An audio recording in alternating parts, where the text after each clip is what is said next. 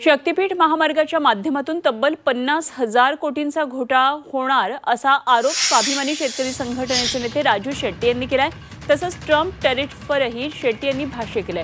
Trump यांच्या दबावापुढे झुकून भारतानं अमेरिकन शेती उत्पादनाला पायघड्या घालू नका असं आवाहन शेट्टींनी केलंय। आणि त्यांच्याशी संवाद साधला आमचे प्रतिनिधी गजानन देशमुख यांनी।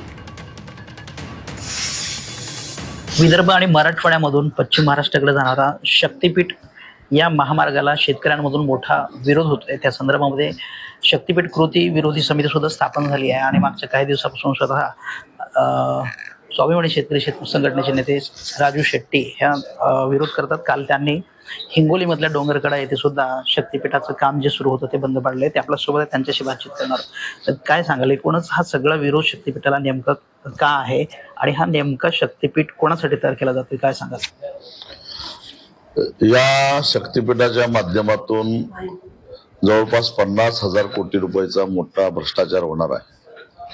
म्हणजे राजकीय नेत्यांनी, प्रशासनातल्या अधिकाऱ्यांनी प्रचंड पैसा कमवावा म्हणून शेतकऱ्यांचा बळी का, हा याच्या पाठीमागचा विरोधाचा मुद्दा आहे। शिवाय शेतकऱ्यांची जी जमीन अधिग्रहित होणार आहे 27,000 एकर, त्याला कवडीमोल किंमत दिली जाणार आहे। ट्रम्प प्रशासनाच्या दबावाला बळी पडून भारत सरकारनं अमेरिकेतल्या शेती उत्पादनांना भारतामध्ये पायघड्या घालू नये। एकूणच ट्रम्प सरकार पायघड्या घालू नाहीत असं माजी खासदार राजू शेट्टी यांनी सांगितलं। व्हिडिओ जर्नलिस्ट गणेशसह गजानन देशमुख, झी मीडिया, परभणी।